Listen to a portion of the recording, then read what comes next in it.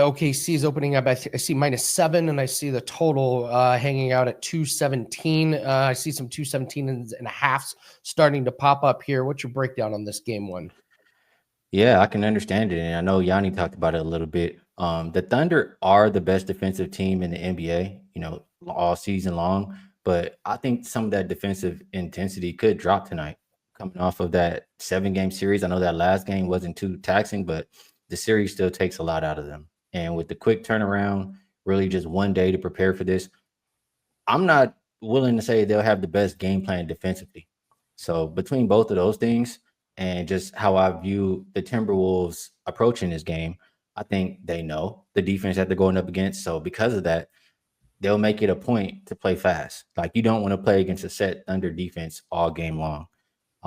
Combination of that, and then when you do have to play half court for Minnesota, I mean, there's different ways they can score, but there's one mismatch that I have the hardest time seeing how the Thunder are going to handle it, and it's Julius Randle. I mean, I don't see anybody on that Thunder team who can guard him one-on-one. They're either going to have to double or do something to get the ball out of his hand. So combination of playing fast to beat the Thunder's half-court defense. When you do get in half-court sets, I think they can score efficiently through mismatches. I like Minnesota over their team total. I did better at 103.5. I know there's even some 105.5s, but I think it's doable. The more the series goes on, we could see better defense. These are two good defensive teams, but I don't think we see OKC's best defensive performance tonight. So Minnesota team total is what I'm looking at here.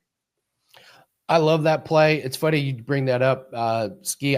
Me and my team have been dabbling a little bit more in team totals and loving them across all sports. It worked for us in college football. I love just concentrating on one team in their matchup. And yeah, is it crazy to say that Julius Randle Towns trade, is that a win-win? It is a win-win. You don't see that. I didn't think it would be, but Julius Randle has proved us wrong. These playoffs, he's taking another step up. He's looking like a completely different player. And as much as how much I talk bad about players when I feel they're playing bad. So I give them all the praise for playing well. I'm even. Yeah, absolutely. Absolutely. How about this, Andy? What about Randle PRA? I mean, if they're going to be playing through him, everything's been through him anyway. Can you talk me off of that? No, he's been playing incredible. And you're right.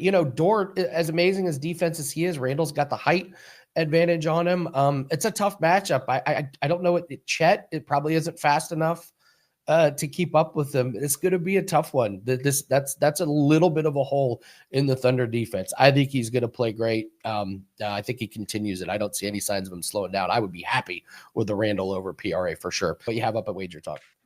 Want to correct myself really quick. I see Have Cash saying Aces were a dog in game one. Yeah, I misspoke, but still, they should have looked better than what we saw in that first game. That's really what I was getting at. $5 Tuesday. I mean, I have a lot of stuff. I've made 3 plays in association today. One of them is for $5 Tuesday. It's a 4% play.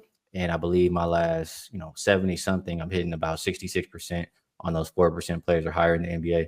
And I want to give a shout out to Profit Picks. It's a show that I've done a little bit over the years with my good friend, Mr. Ravino, and we're going to do it today on the Wager Talk channel. So if you want to hear more about NBA, if you want to hear more about WNBA, we're going to break down the games a little bit more and, do it together. So check it out in about 1 hour, 10:30 a.m. Pacific Standard Time.